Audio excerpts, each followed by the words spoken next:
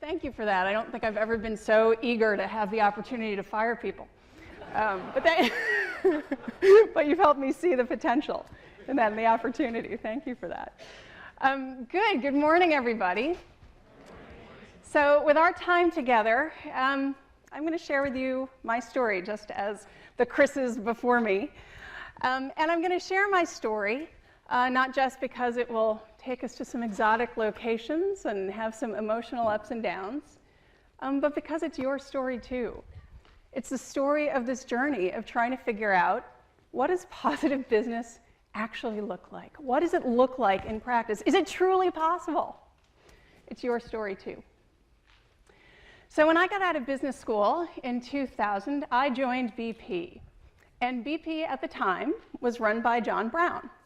He had just become the first head of a major energy company to acknowledge that climate change is real and urge action. This seemed to be a guy who was thinking deeply about his company's role in the world, and I found that really inspiring. So I joined the company, and my first posting was in Indonesia. BP had just taken over ARCO, and so I was there to run spreadsheets, to use my new hard-edged MBA skills to run financial and production data, to try to figure out, of all the assets that BP had acquired with that takeover, a lot of them were in Indonesia. There was oil, gas, chemicals, even coal. What should BP keep? What should it sell? What should it spin off? What should it do with all this stuff? How did it fit into the rest of BP's portfolio? So I was doing that. I was the universal sign for Excel, right? I was crunching my numbers.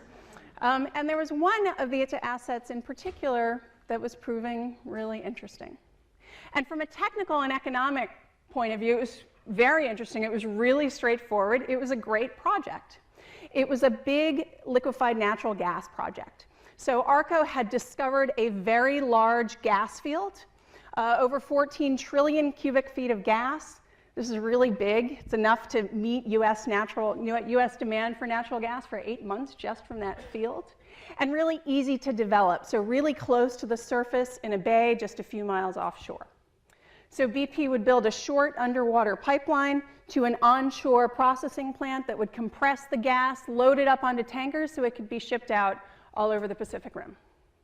From a technical standpoint, no biggie, right? BP and other companies have done that all over the world. But never in a place like West Papua. Anybody been there? Right, it's pretty remote. West Papua is Indonesia's easternmost province. It's the west half of the island of New Guinea. This place is like a National Geographic treasure trove. And the more that we looked at this project, the more it became clear that it was actually what we euphemistically refer to in the industry as the non-technical, right, or the above-ground risks that could actually make or break this project, particularly on the environmental side, but particularly on the social side. So, for example, the bay that housed the gas was home to one of the world's largest intact mangrove forests, which meant that the area was really sensitive, but also really swampy. There weren't that many places where you could site a large industrial facility, right? So ARCO had picked a site for the plant that was one of the few spots in the bay that was on solid ground, above the water level, protected on both sides by streams, which also meant that it was one of the few spots in the bay where it was feasible to live. Thank you. So there was a village there of 127 households that were going to have to move to make way for the plant. We were also, by law, going to have to work with the Indonesian military, which is not known for their good community relations. We would be working in a province that really had been neglected by their national government for decades, so that all the indicators of health, literacy, economic well-being were the lowest in the country. Oh, and there was a small secessionist movement in the province that would occasionally turn violent. Yeah. So at this point in the fall of 2000, there wasn't an army of corporate responsibility professionals to deploy to work on these issues. So I put my hand up and I said, can I do that? And they said, yeah, sure, go do that. So I went and did that.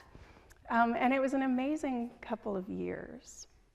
So what I ended up doing, I ended up commissioning all of these extra studies on top of the government-required environmental and social impact assessment. We did a human rights impact assessment, a macroeconomic impact assessment, which helped us prioritize some of the issues and the risks. I then helped set up partnerships with everyone from international development agencies like USAID, the British Council, Indonesian universities, helping bring in people to help us who were experts in community consultation. This was an amazing experience. And what was so amazing to me, which I didn't get at the time, was that it was so weird. Because everybody got it.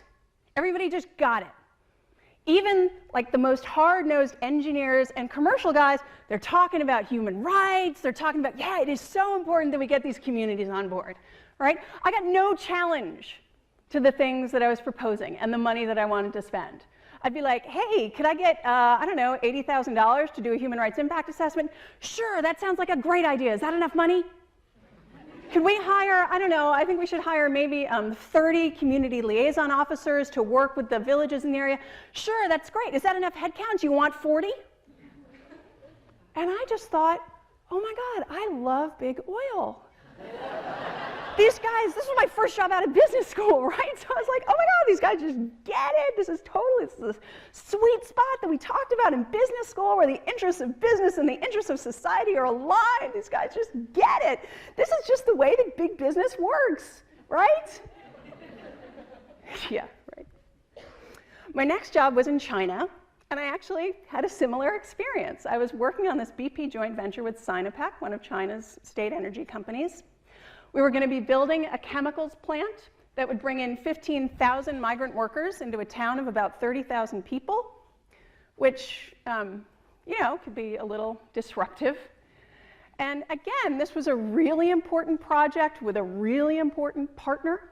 So I had license all the way up to the top of the company to really push our joint venture partners, to engage with external parties, to spend money to make sure that we were going above Chinese law in terms of worker dormitories, the health and safety conditions there, the working conditions, working hours.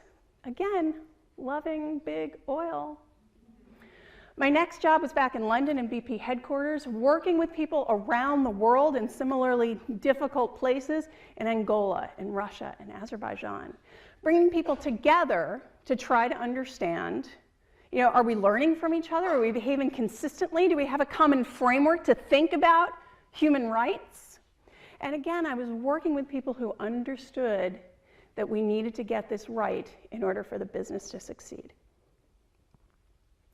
I left BP in 2008 to work on this United Nations mandate on business and human rights, which was a wonderful experience, a really amazing opportunity. But after a while, have any of you ever been to a UN session?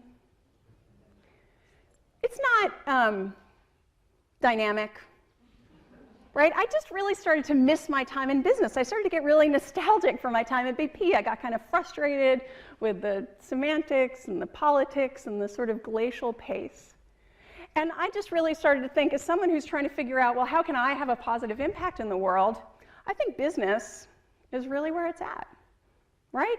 I mean, after all, I had just spent nearly a decade working in this company where everybody understood they were getting good work done every day, and they just knew how important it was to go above and beyond what was required by law anywhere to protect people and protect the environment. And then what happened? Yeah, thank you. So just over 5 years ago, the Deepwater Horizon rig exploded in the Gulf of Mexico, killing 11 men and wreaking economic and environmental havoc around the Gulf and beyond. And as many of you will recall, then this very different BP emerged in the aftermath of that disaster. Right? What are some of the words you might use to describe that BP? Arrogant. Callous, arrogant, these are more of the polite. I need to get back in my family.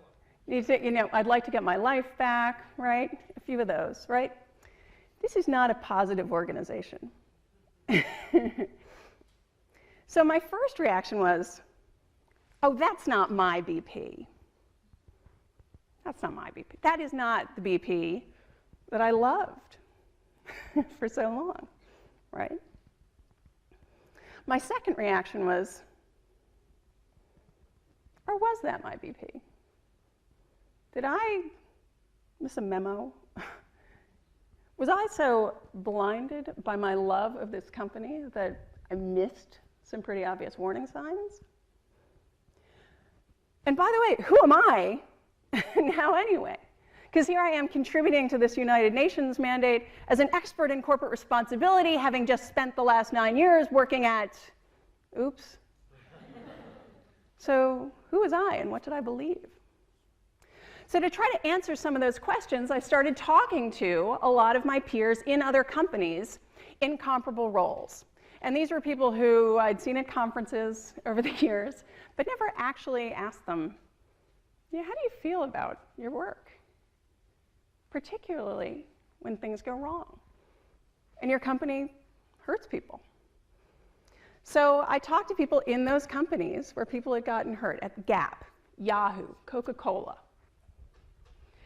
And through those conversations, which started off again as a sort of personal exploration, I realized that we face so many common challenges and themes and frustrations, and I thought, hey, this is a community whose story needs to be told. Because I also got really frustrated with the public conversation after every corporate-related disaster, right? Deepwater Horizon, the Rana Plaza factory collapse in Bangladesh, the financial crisis. The public narrative seems to be, oh, great, another greedy, evil company full of greedy, evil people. Isn't that just the way business works? We need more regulation.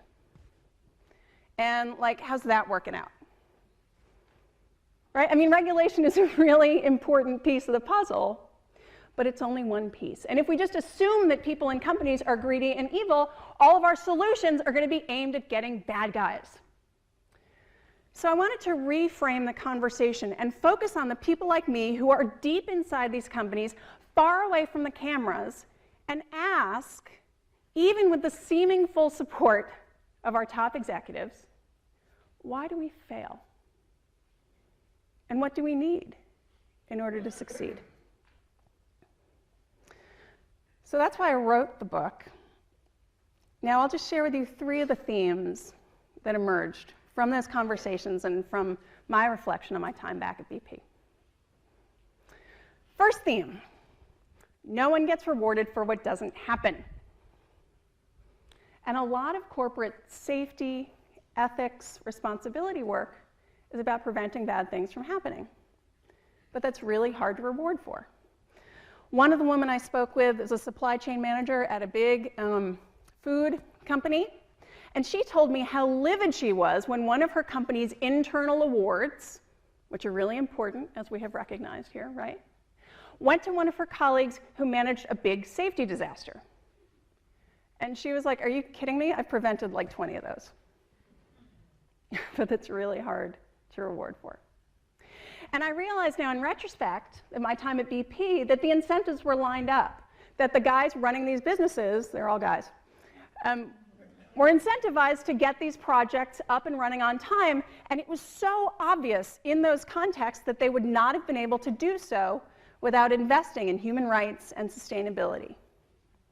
But as we all know, the financial incentives aren't always lined up. So as we try to create our positive organizations, the first question I want to ask is the way that we're paying people aligned with the values that we claim to espouse? Right? What's that Peter Drucker quote, culture eats strategy for breakfast? Right? In my experience, incentives eat values for breakfast. No one gets rewarded for what doesn't happen. Second theme is the importance of bearing witness.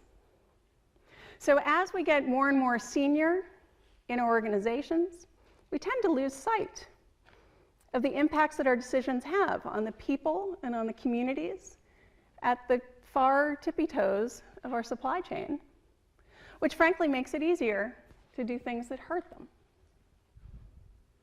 One of the women I interviewed was Laura Rubo, who's on the International Labor Standards team at Disney. She told me that they were able to arrange for Disney's CFO to go visit factories in China where Disney-branded products were made. And they did the trip like they do all others, random selection of factories, unannounced audits. And she said, luckily, they saw some good factories, and they saw some that were not so nice. And you can bet that that trip has helped ensure that her team continues to have senior-level support for their work. And I realize now, in retrospect, part of why I got no challenge for my work is that we had so many senior executives come visit that project in Indonesia. Again, it was one of the crown jewels of the ARCO takeover. Also, I think people kind of heard how beautiful and exotic the place was, so we had like a lot of corporate tourism there, which was kind of a pain, but it was fine, actually, because there was no way that you could see that place and not commit to doing everything you could to try to protect it. The importance of bearing witness. That also ties into another theme that's come up a lot here over the past 24 hours, and that is connectedness, right? So it's not just nice to know that we are part of a global community. It is essential that we bear witness to those people that are part of our global supply chains and our communities so that we stop hurting them. The importance of bearing witness. Okay, third theme. This one for me was the real punchline. It was the one that really helped me reconcile my time at BP and also regain my faith and my commitment to this work. And it's a word that Christy used, actually. It kept coming up unprompted over and over again in my interviews, and that word was incrementalism. And when I started, I had never thought about my work that way. Again, I barreled out of business school thinking I was going to change the world. But as many of you know, the reality of working in and with big companies is made up of much smaller steps. One person I interviewed was a former Gap employee who told me about one of his trips visiting suppliers in India. And he said that at the end of a long day, the guy showing him around said, look, I want to take you to one more that's not on your list. It supplies the domestic market. And he said they walked into this residential high-rise, walked up a few stories, and walked into this room. And he said it was filthy. There was a kid working one of the machines. And I said, well, how did you feel when you saw that? And he said, well, it was horrible, and it opened up my eyes to this whole other problem that I don't even know where to start with, of companies that aren't held to international standards. But it was actually one of the moments when I felt like all of this work that we've been doing to try to improve labor conditions in supply chains over the past 20 or 30 years has actually made a difference. Because if the factories that the Gap sources from today, like all of the other ones that I saw that day, look like that 20 or 30 years ago, and I'm pretty sure they did, we've actually made a lot of progress. And again, that for me was the punchline. It was recognizing that I obviously did not manage to transform the whole of BP, but I know I made a difference to those 127 households around that project in Indonesia, and those tens of thousands of workers around that project in China and the other projects I did collaborate on. And that's not bad. It's not good enough, but it's not bad. Let me close with two quotes that I put in the front of the book. The first one is from John Brown when he was running BP. A good business should be both competitively successful and a force for good. The second quote is from the poet W.H. Auden. There is a great deal of difference in believing something still and believing it again. So having had my heart broken by big oil, I have actually come back around to believing that big business can and must do amazing things in the world. But I know it's not going to happen by accident. It's going to take all of us doing this work that Chris pointed out is hard, it's courageous, but it's going to take all of us doing this every day. And it's going to take fora like this to help convene us, to dive deep, to bring us together so that we can support each other and so that we can commiserate with our failures, because this work is hard and it's lonely. and celebrate our successes. So I am no longer that girl who fell in love with big oil 15 years ago, but I am a corporate idealist. Thank you.